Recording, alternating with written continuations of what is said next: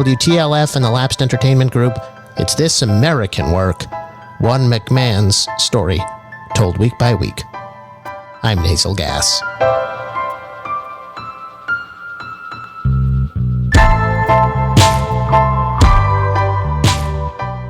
It's This American Work, I'm Nasal Gas. Act 8 of our program, From Ringside to Bangor.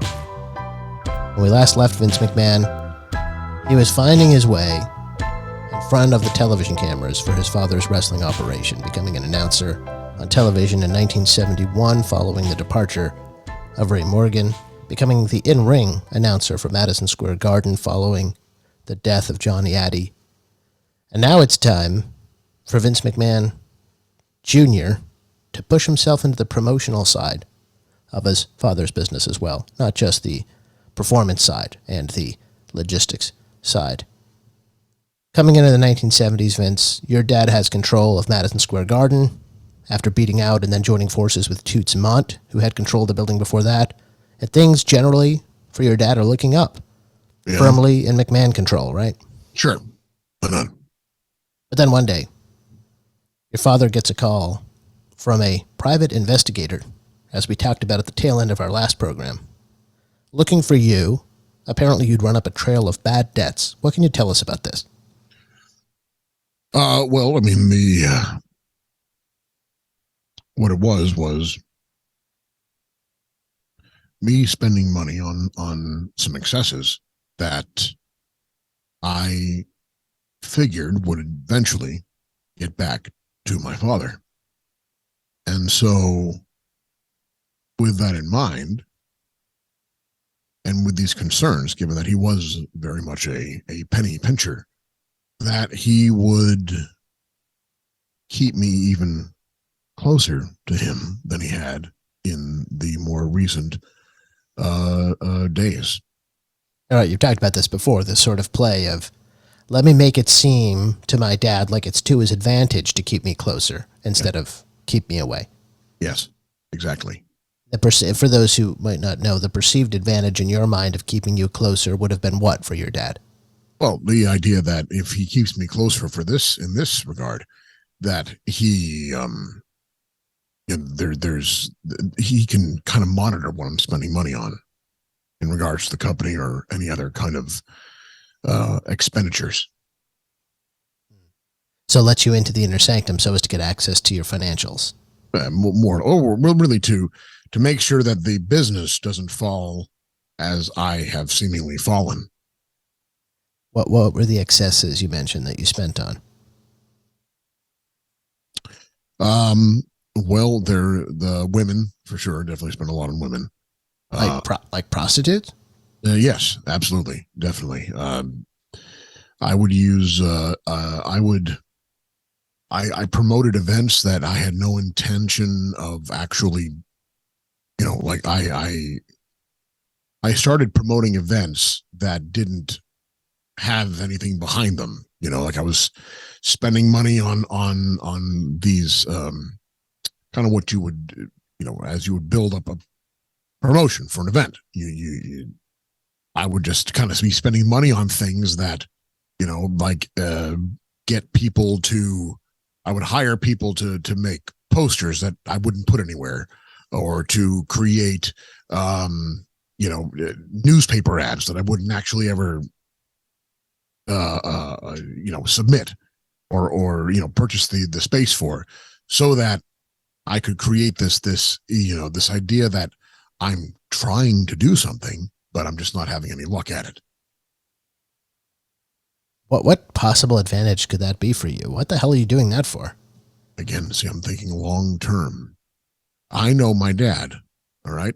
Not only have I studied him over years, but I've also had him followed. I have had. Whoa, what? Absolutely. I have absolutely had him followed since the moment I was aware that he was my father. Oh man, we're in the mood for some truth telling this week, Vince. Absolutely. Let's go.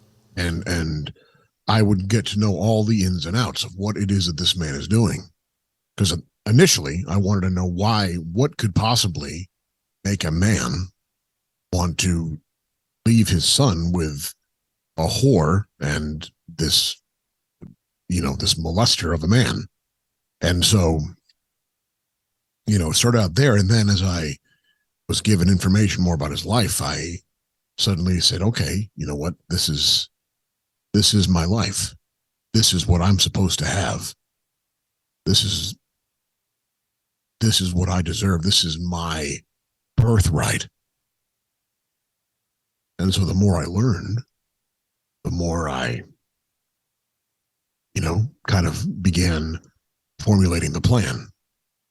And so within these investigations, within these people, and within the, the little plants, if you will, that I had formed around my father, I knew that when it comes to people close to him, family, blowing through money drives him crazy. It drives him absolutely nuts, and it makes him want to bring, and it makes him scared, because he's not someone who wants to ever be in any kind of dire financial situation. So you knew the people who were trying to hunt you down for the bad debts would go to your dad eventually. Absolutely. Well, I told them to. I said, he's the guy. It's his money. Oh, I see. So he's the one that's supposed to pay you back. Right. And so then, then he puts two and two together, and he brings me closer. And in doing so, I'm now in the inner sanctum. Now, did he bring you closer in a very explicit way, or did he call you screaming mad, and just the end result of it happened to be that you ended up closer?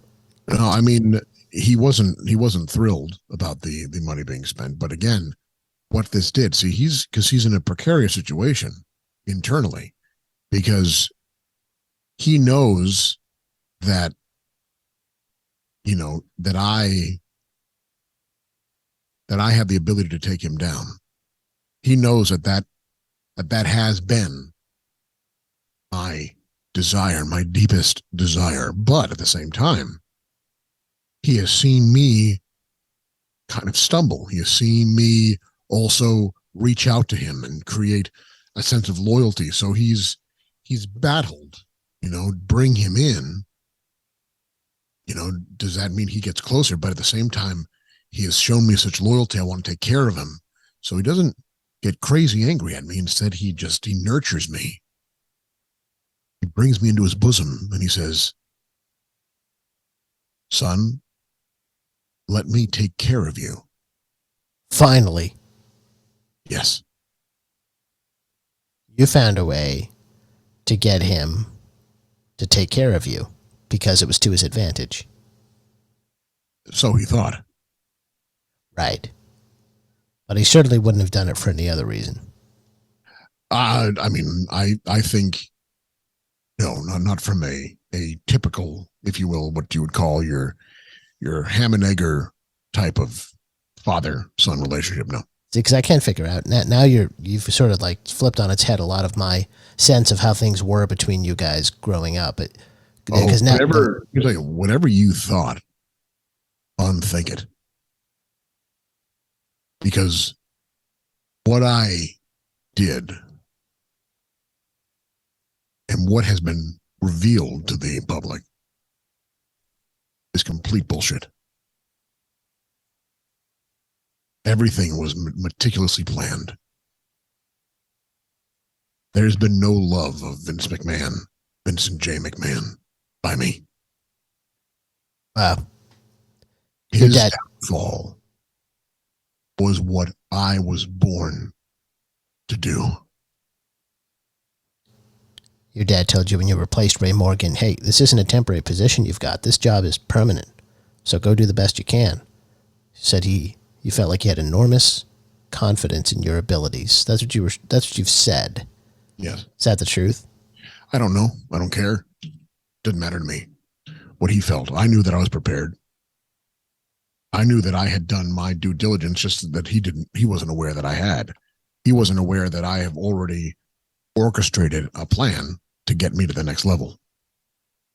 What if Ray Morgan agreed to a lesser salary and never left Hamburg that night. Let me tell you, he was going to leave Hamburg in one way or another. He wasn't ever going to work in the WWE again.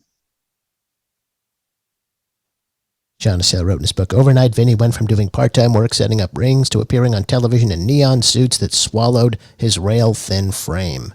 The wrestlers laughed at the kid who was trying so hard to sound like Howard Cosell, but once the matches began, even his father had to admit that the boy had a surprising flair for making the make-believe seem real. How does that passage strike you? Again, I look at it as people seeing what I want them to see. People believing what I want them to believe. The puppet master's at work. And you are all just victims. Do you remember wrestlers laughing at you like this indicates they did as you became comfortable in the announcing position? And they may very well may have laughed at me. But again, I didn't care. I wasn't out to earn their respect. All right. At this stage of the game, I was just there to keep on moving up. I didn't care if they liked me. I didn't care if they laughed at me. You know, we're talking about intellectual property a few episodes back. See, I'm leading my way through the business that my dad, quote unquote, started. Linda's learning all about intellectual property. We're putting all these things into place. Right. Again, it's a chess game, long game. Not about little victories. It's about. So let me ask you, did you sit Linda down and say, this is the plan? Here's how you can help? Absolutely. So she knows she's participating in this takeover plan. This isn't just like you were stringing her along without letting her in on the grand design. I said, if you just listen to what I say, let me do what I need to do, you'll be able to run 2 unsuccessful U.S. Senate campaigns. And then you'll be in the cabinet of the President of the United States. That's what you told her all those years ago? Damn fucking right I did. She loves that shit. A lawyer, give me a break. They all want to be in the fucking White House. Absolutely. Absolutely. And it's, you know, it's a... So she put up with a lot of shit from you because of that promise, huh? When you put a character in the White House and you know who's really pulling the strings.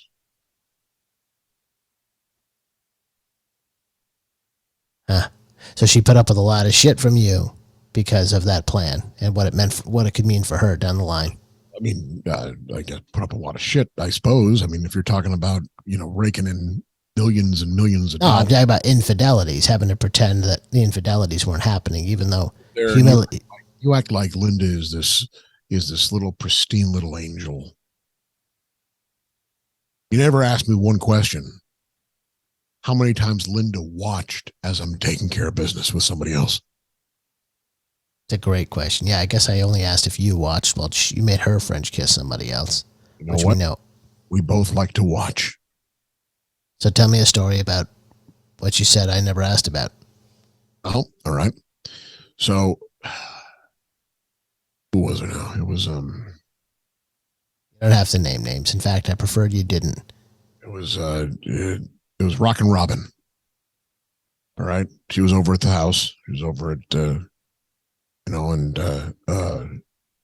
we were sitting around, and you know, one thing led to another, and I was penetrating her. And Linda, you got to picture this, okay? It's me and Rockin' Robin on the couch underneath the picture of me with the horse and the, you know. Right. Linda is in her chair across from this, okay? She's almost, you know, completely in shadow. Just the fireplace kind of creating these images off of the chair and, penetrating the shadow. And she's just sipping at her drink. And she sees me going to town, rock and rollin', bent over the couch, just getting pounded. And then I look out of the corner of my eye to Linda, and she has her hands down her pants, doing her thing. So don't tell me that Linda is this victim of my infidelities. Linda needed my infidelities.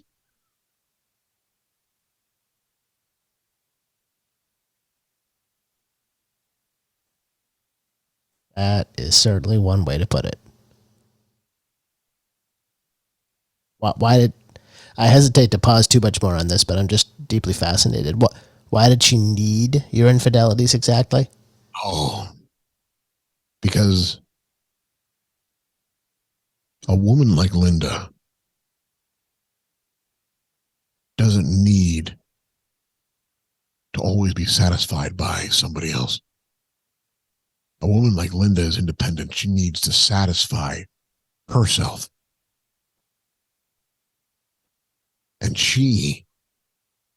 And that sort of freedom that she has and control that she has over herself releases the inner beast that conquers whatever she wants to. I mean, I've seen her lately, and she looks like somebody that's done whatever it takes. You know what I mean? Oh, yes. Yes, indeed. Yes, indeed, she has. So rail thin frame and the heavy suits, trying to sound like Howard Cosell. Howard Cosell is interesting. He, of course, was a legendary sports voice at the time, really one of the first signature announcers. Do you agree with that characterization that you were trying to be like Howard Cosell? I know you tried to hire him at one point. He basically laughed you off the phone, and you didn't appreciate that.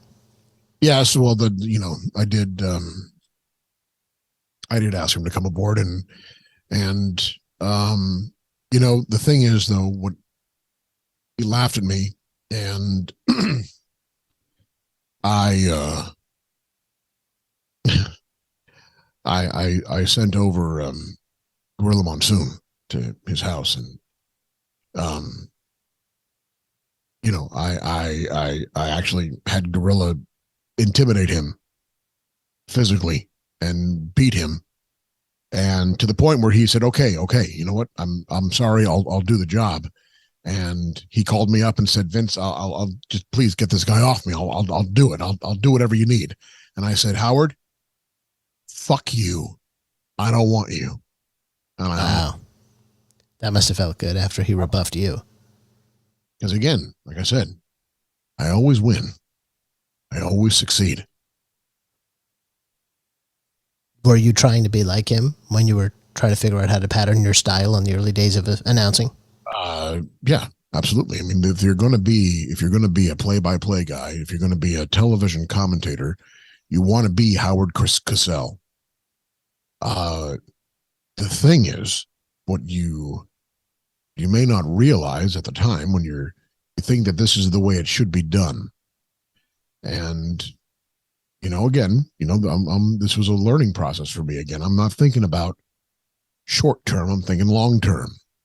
And so I'm just trying something to kind of get my feet wet. And then as I progress, I discover the Vince McMahon character that, became kind of a staple of the WWE. This kind of weird, repressed, hoity-toity type of individual calling matches, who you could believe as just being a guy calling matches and maybe not actually the owner of the company. So the gimmick didn't start for you in '97 when you turned heel on television.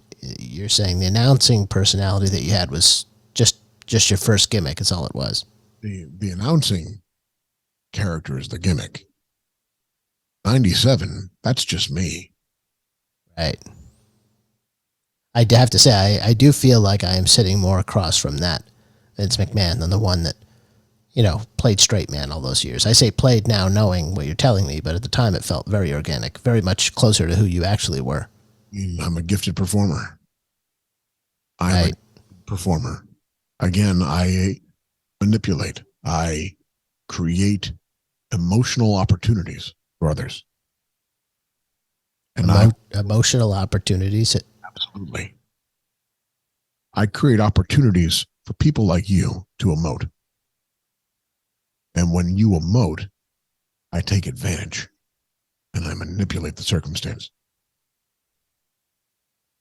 Very, very interesting. So, do you remember your dad giving you high marks for your early announcing performances? I don't really, but I don't necessarily think of him as giving me low marks. I don't remember really any of it.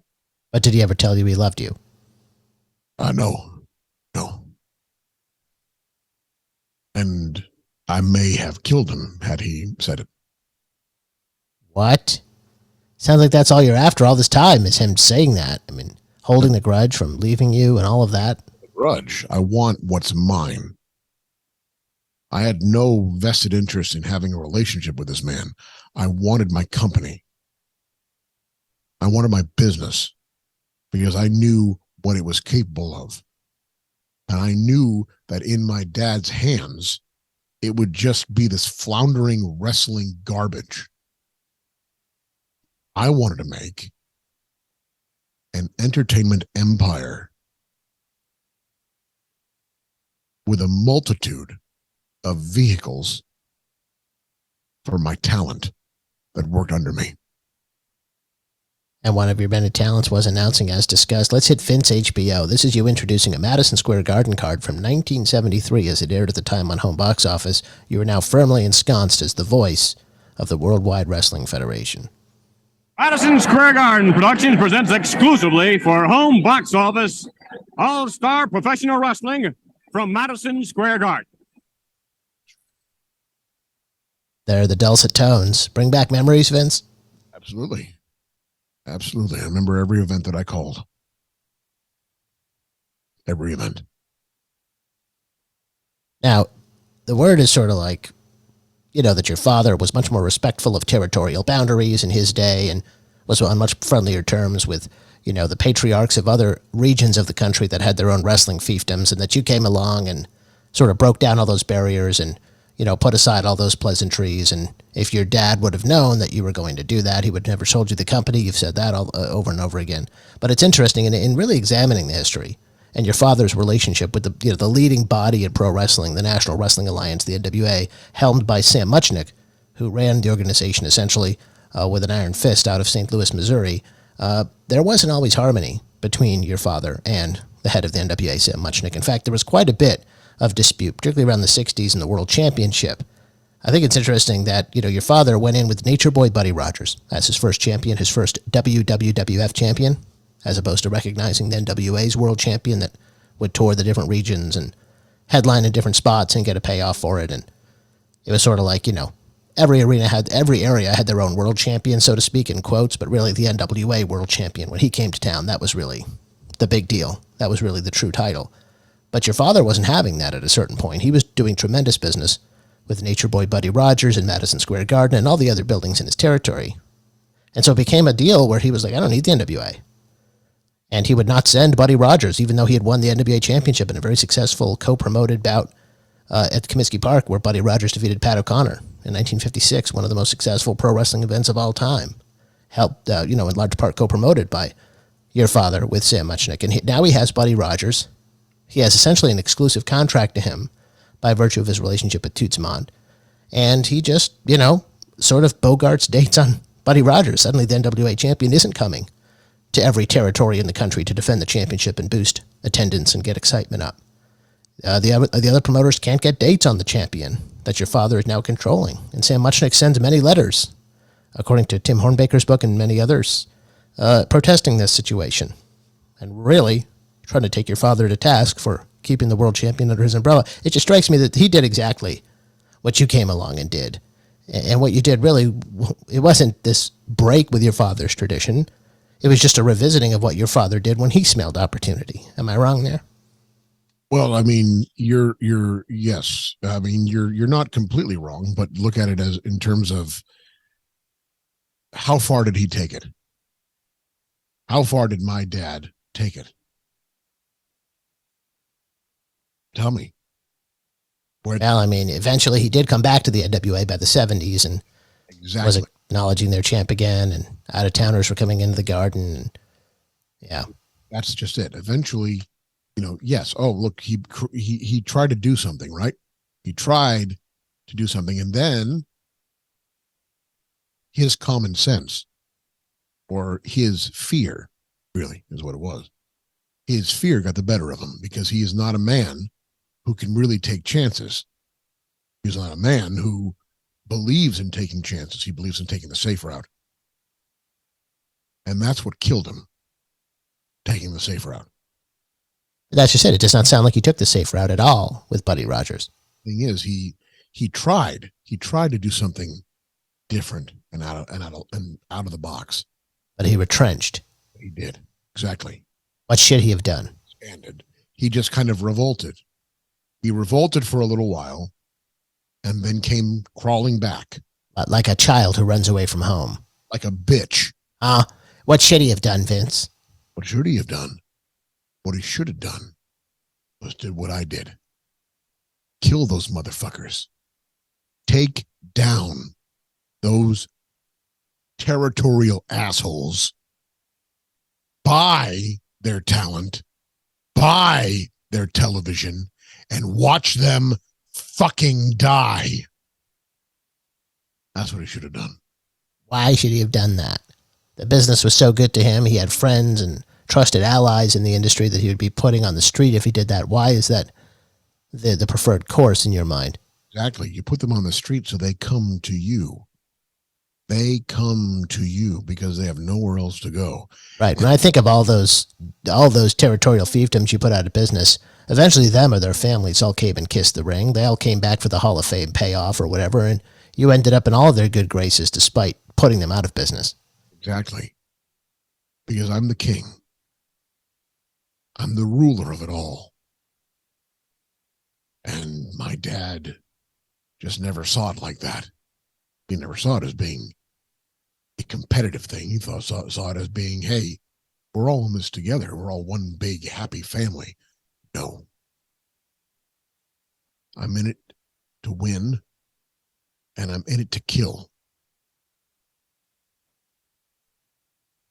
There was a match between Buddy Rogers and Lou Thez that was supposed to smooth over this wrinkle in relations between your father and the NWA, in which Lou Thez defeated Buddy Rogers in Toronto, and that match was supposed to represent the passing of the NWA World Championship away from Buddy Rogers to Lou Thez. But then, on WWF television, they continue to acknowledge Buddy Rogers as the world champion and make no mention of this Toronto title change, which was covered by the wrestling magazines, but of course, the information sharing such at the time was nothing compared to what it is today. So your father could get away with going on the air and pretending the match didn't happen and saying Buddy Rogers was still the champ, the explanation being that the bout was only one fall and the title could not change hands in such a fashion per the rules of the title.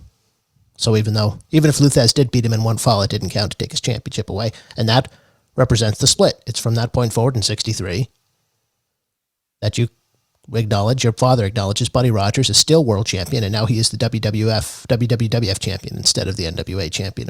And that's where the divergence happens. Then it goes to Bruno Sammartino, of course, and comes back around with the NWA and your father in the 1970s.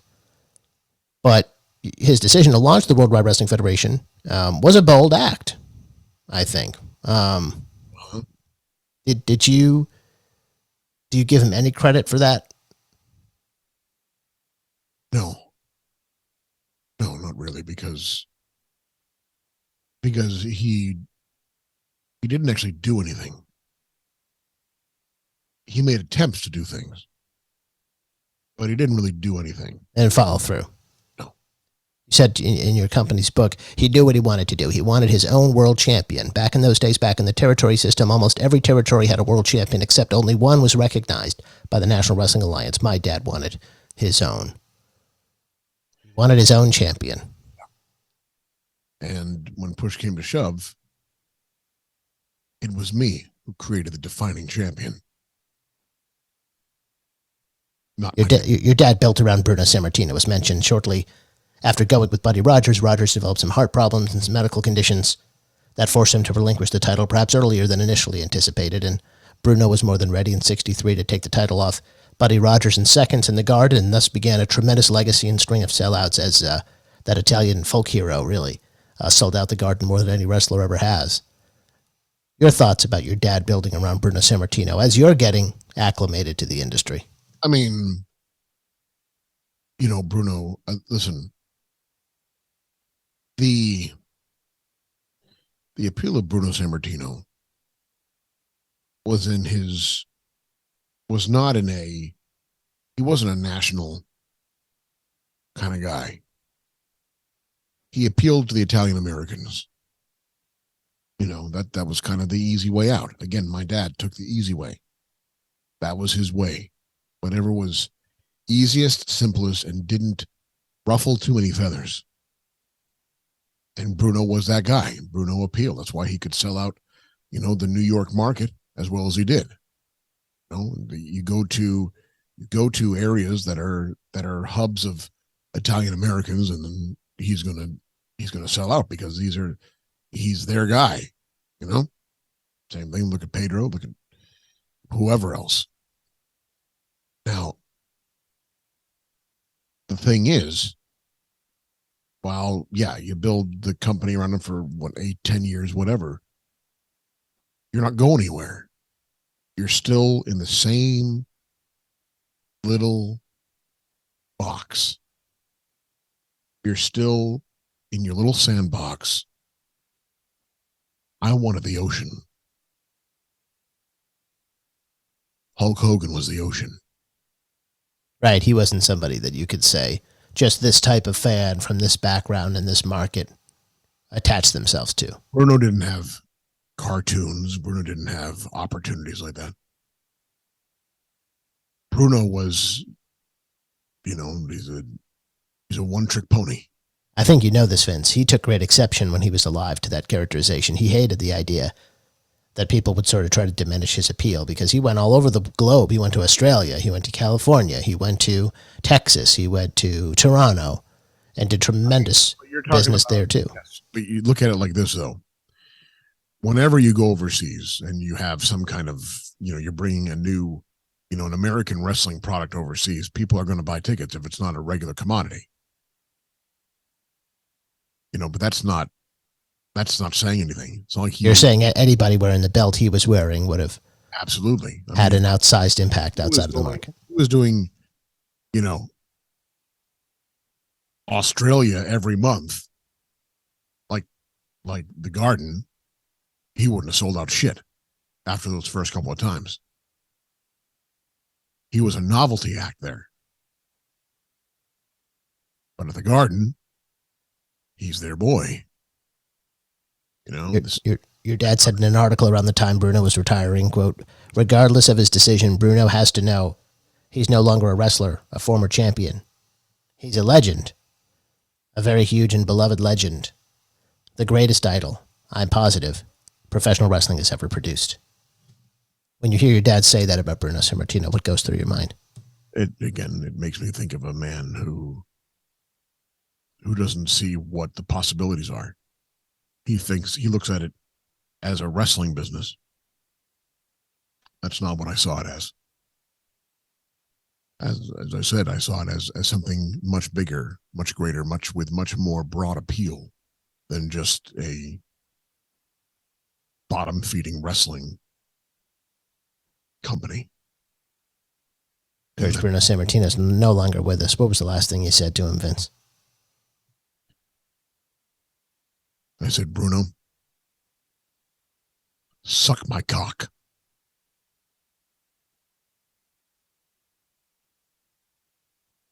Now, by the time you began to become involved in your dad's business in a regular way, certainly as a young boy, you would have been around to see Rogers and to see the Grahams and to see Bruno Sammartino. But by the time we're talking about. You're working as an announcer in the early 70s for your dad. Yeah. The torch had sort of been passed from Bruno Sammartino to Pedro Morales. So I want to read a quick clip here that kind of puts us in the frame of mind we need to be in to think about what was happening in the company when you were there. Wrestling's new golden boy is Pedro Morales, a 6-foot, 241-pound giant killer and first Puerto Rican ever to win a World's Heavyweight Professional Championship. This still youthful, he's 28, veteran, combined skill, speed, and showmanship with aggressiveness and was never more impressive than when he beat Ivan Koloff, the Russian heavyweight title holder at New York's Madison Square Garden last January. Morales started lifting weights as a bodybuilding measure in his home country and received his first wrestling instruction at a New York City gymnasium. Patience and hard work have made Morales a champion, said Gorilla Monsoon, who interprets for the Spanish-speaking champion on occasion. Forgot Gorilla spoke Spanish. Yeah. Well, He has at times various times held North America, Pacific Coast, and other wrestling titles. And once was co-holder of the U.S. Tag Team Championship. When Koloff upset Bruno Sammartino for the heavyweight championship in Madison Square Garden, Pedro issued his challenge. I had respect for Morales, but I didn't want to rush him, and there were other challengers who wanted the championship chance at Koloff, promoter Vince McMahon recalls. However, Pedro's many friends were so insistent that they won me over, and I made the match. Won him over. His friends convincing your dad to give Pedro a run. Is that another book? Page, rather, out of the same book? That says he was easily swayed to do the easiest thing. Yes. I just sat there and I said to myself, well, okay, you're going to let them just kind of convince you that this is the guy to go with. I mean,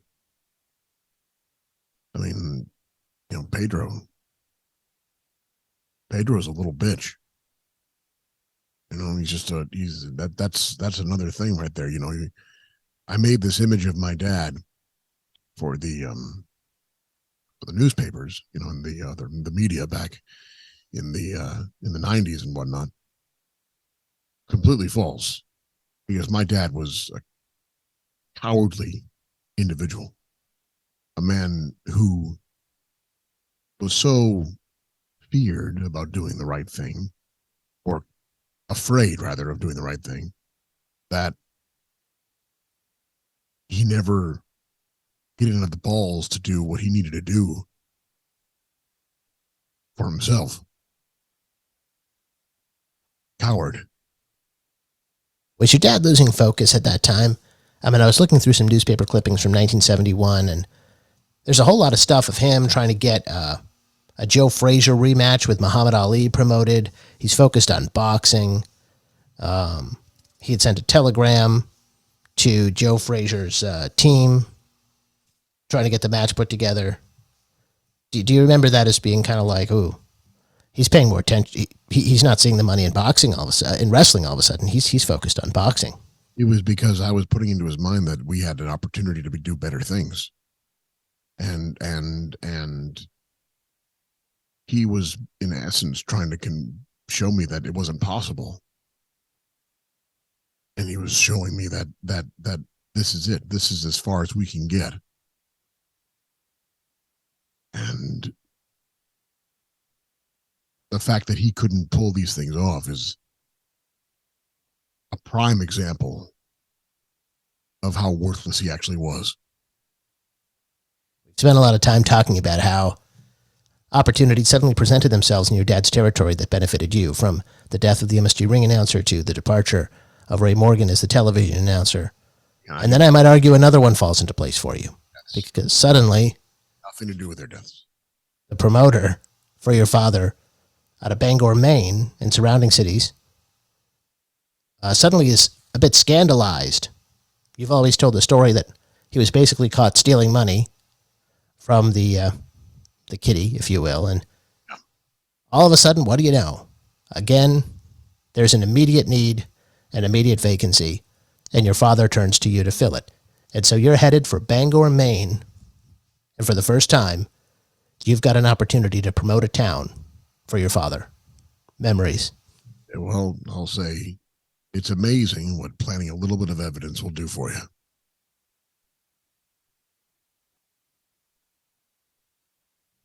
You have to say more.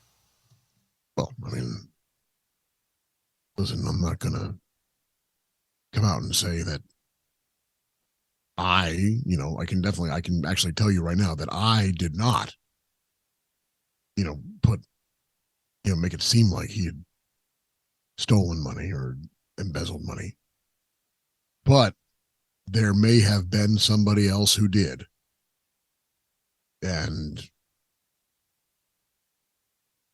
there may have been someone else who embezzled money, or there may have been someone else who planted the evidence that he embezzled money. Said he had embezzled money. One of the things that's always so weird to me about this story is that no one ever names this promoter. What was the name of the man who was promoting Bangor, Maine for your dad that you took the place off? I don't. It was. Wait a minute. It was. You don't recall? No, I do. It was. I think it was former actor Dick Sargent from Bewitched. Excuse me? Yeah. I believe that's who we had up in Bangor at the time was Dick Sargent. He was promoting towns for your father. Yep. Yep. Always loved the business. Just always wanted to be involved. It was the second Darren on Bewitched. And he was skimming money off the top. No, he wasn't. But someone made it seem like he was. And then I think my dad didn't do this, but I'm pretty sure that we hired somebody to beat the shit out of him afterwards. Beat the shit out of who? Dick Sargent. Why did you have to beat the shit out of him on top of it? Oh, it made it look like he was embezzling money. And if I see. Right. Then we would have that person beat up for sure. Did you call on that old network of people who pretended you had bad debts outstanding too? Absolutely. These are guys that ended up working for the WWE. Working for the WWE in what capacity? Well, I mean, they were talent, on-screen talent. We did a multitude of talent, and I think,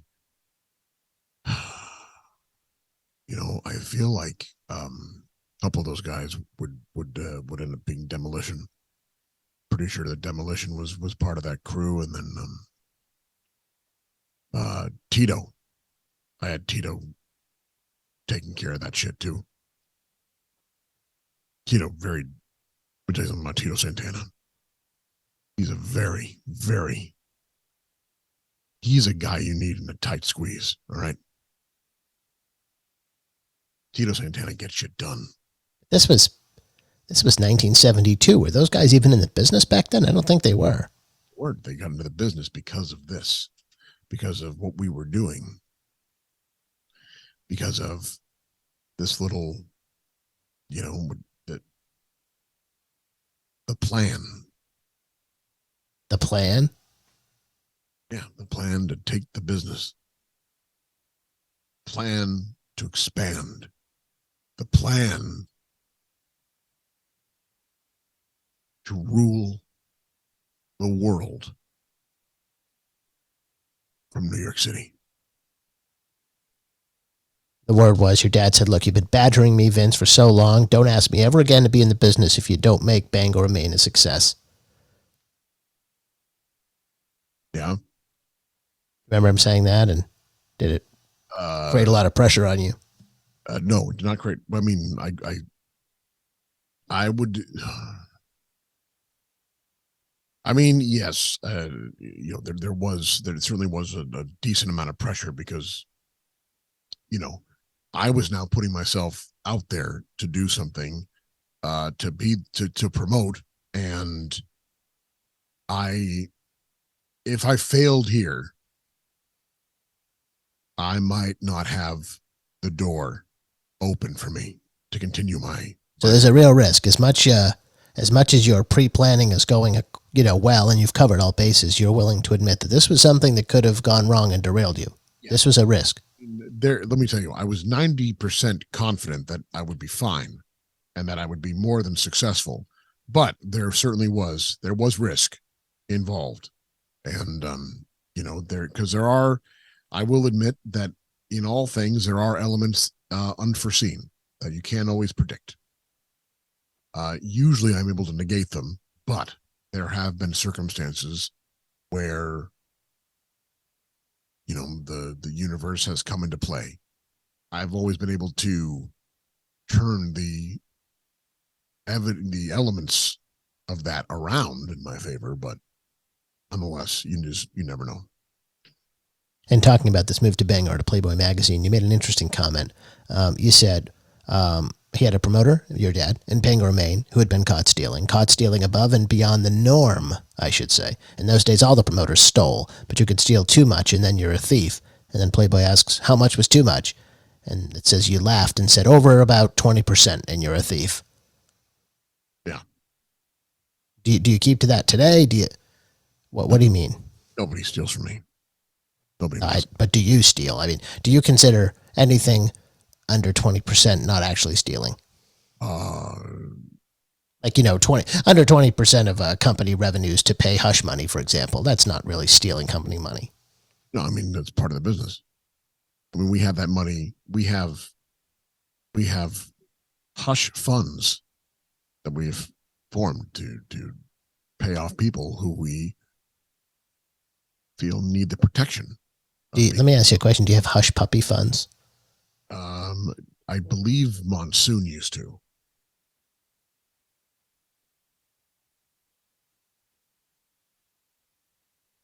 Go on. But he made a lot of hush puppies. There's nothing else to go on that. He's a fat bitch. I don't mean about that point. Well, I thought it was very psychologically revealing potentially that you were, you had a number in mind when it comes to what constitutes stealing or not. Like maybe, I don't know, if it's less than 20% that you're underreporting how much crushed gravel you're pushing around, for instance. Is that really stealing? I never reported it. So we're talking about, if you are, I'll say it like this. If you're taking 20% of my money, yeah, you're stealing it. If I'm taking 20% of my money, that's my money. And my company, my money. Let me maybe turn that on the head a bit. If you're taking 20% of my money, yes, that's stealing. If I'm taking 20% of your money, that's not stealing. Do you agree with that? Right. If I'm taking, wait, what? So I'm Vince McMahon. Okay. Vince McMahon, if you take 20% of my money, yes, you're stealing. Yes. But if Vince McMahon, take 20% of your money, that's not stealing. Well, I probably have a better purpose for it. I see. So that's relevant in the question of whether it's stealing. Was the money put to a better purpose? Exactly. And I definitely know that I have proven this time and time again that I have a much better purpose for other people's money than they do for their own. Understood. So my dad tells me, look, this is from Playboy. The guy in Bangor, I just threw him the hell out. Go up there. You can't ever say I didn't give you an opportunity, but this is the first and last opportunity you'll have in this company. I went to Bangor, the northernmost outpost of my dad's territory. Now I'm hustling, promoting a product I love. People cheer and boo and have a good time, and I leave with some money in my pocket. Goddamn, life is good. Started making my way south, promoting areas that hadn't been promoted before. First thing you know, half my dad's business was in New England. Yeah. Yeah. How you filling these buildings? How am I filling the buildings? Yes. Well, I'm creating a product that is beyond wrestling. I'm going beyond that. I'm adding characters. I'm adding panache. I also am adding, in those days, nudity, guaranteed nudity. And that would bring in crowds, making a lot of money. I'm sure it would. Nudity. Yeah. Who's nude up there? What do you mean? Whoever I could pay to do, I just grab some women from the local strip club and wherever we were, and just have them come in and show their tits. More like bang her mane. Yeah, I see what you did there. Yeah, it's funny. So, was this guy that was stealing money, this Dick Sargent, was he ever charged with stealing this money? No. So again, just a stroke of luck for you, huh? That someone is suddenly on the outs and you're just the guy to fill the spot. Listen, I just said that there was that money was planted. I didn't plant it. Someone else did, because I insulate myself. Shauna Sale said in his book you insulate yourself. Did you just admit to complicity in it? No, I just said that I insulate myself to protect myself. I don't have. You insulate yourself from proof that you did this? I insulate myself because there are people who may do things that I'm not aware of that are for the benefit of me. And I don't want to know. Talked about the panache you brought to the territory. Let's pull up some clippings from newspaper articles at the time up in Maine. And I think these are revealing because the first one we have, Maine number 1, sort of speaks to the time period before you came around. Well, this wouldn't be the first, but there is one that comes first where it's basically boilerplate. It refers to a promoter by the name of Sam Michael of Lewiston, who is the same promoter who brought the Ali fight to Lewiston, Maine, between Sonny Liston and Muhammad Ali after it was deemed unfit for the Garden in Boston due to, I think, mostly like safety concerns. So it famously went up to the little-known town of Lewiston, Maine, and was promoted up there. But apparently the promoter involved in that also did the wrestling up there. So I was going to wonder, is that the promoter you unseated? But you said it was that guy from Hollywood, apparently. Yeah, I mean, well, yeah. But we can see here, back in the clip, the language used here. All of a sudden, it does have that panache. 2 of the top contenders to the World Heavyweight Crown, Chief Jay Strongbow and King Curtis, will do ring battle in the main bout when professional wrestling returns to the Waterville Armory at 8 p.m. Monday. The high-stepping, popular Strongbow will have his work cut out for him. I mean, it basically sounds like the way you would read, copy on the WWF television shows. I mean, that's just it. We're trying to create a prettier and a more slick, polished product. So you're proving yourself as a promoter. Let's go to clip number 2 here for further flavor of the kind of thing I'm talking about. One of the largest crowds to view professional wrestling in recent years in Bangor was on hand Wednesday night. So yeah, nothing more of a Vince McMahon calling card than bragging about the size of a crowd, eh? Yes. Are you from Canada? No, but we're almost there here in Bangor. We're getting there. What? Next clip.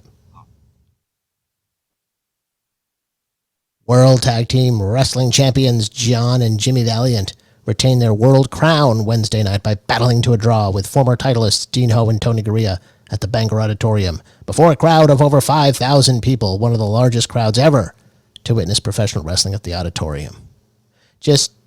I have the feeling that this is the first article to ever run in a Maine newspaper about a wrestling event that brags about the size of the crowd or even bothers to make note of it. That Vince McMahon is in town. Are you writing these? Yes, I was. I was indeed writing them. Or if I wasn't writing them, I certainly was over the shoulder of somebody who was writing them. I think we have one more. This has to be you. Professional Wrestling's caravan of pachyderms moves back to Lewiston Armory next Monday night to offer a 5-match card. Yes, I wrote that one. That's a Vince McMahon word. Pachyderms, huh? Yes. I mean, I believe in using the big words. I mean, that shows people that you have an educated, product that you're trying to sell. And I believe in education. So it's going well. As you talk about, you're pretty quickly expanding beyond the footprint that the prior promoter in Maine had. Is this just another example of you coming in and proving that someone's a lazy bitch ass and outperforming them in their backyard? No, I'm not proving that anyone's a lazy bitch ass. I'm simply getting rid of the dead wood so that I can take over my company. It said in book Sex, Lies, and Headlocks, there is some dispute over how the opening in Bangor arose. Sean Assail writes, Vince insisted that his father fired the longtime promoter there for stealing. Others, however, remember that the promoter had simply died.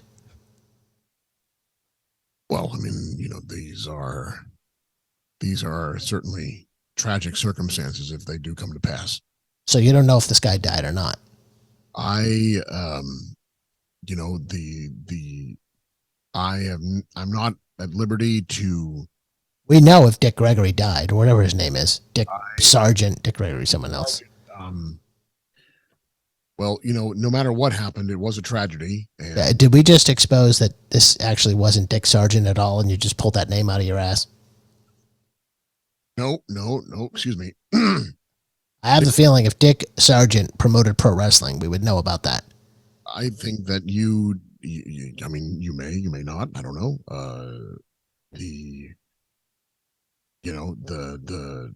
So you don't know anything about the guy who skimmed money dying?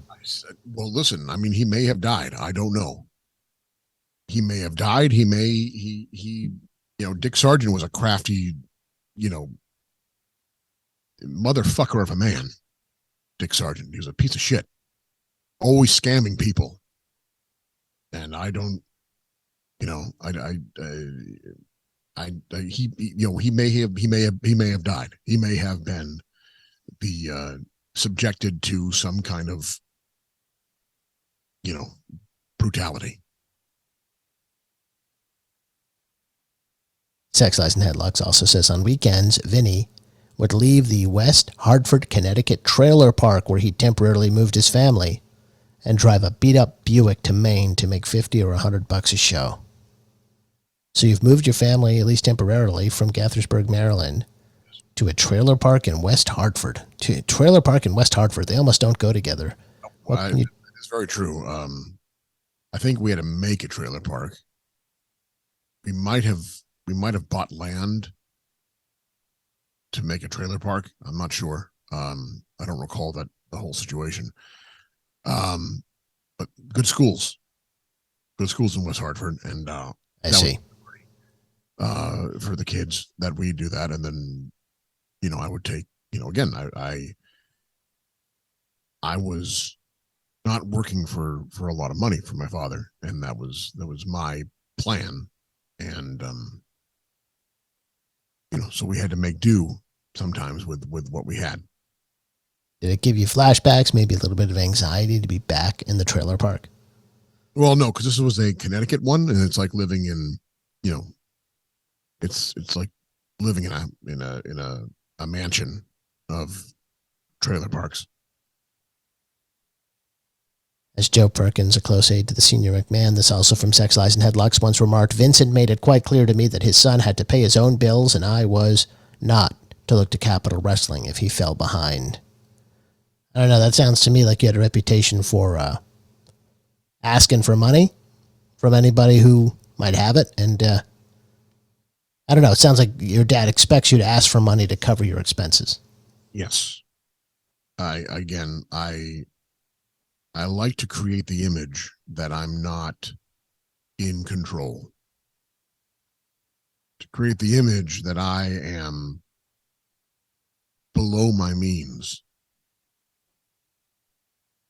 With the end goal being, fuck you. Now you're mine. Old-time wrestlers like Walter Killer Kowalski, it says here, raised their eyebrows when Vinny begged them to try new things like taking their brawls out of the ring and into the parking lots of the new theaters and union halls that he was expanding into.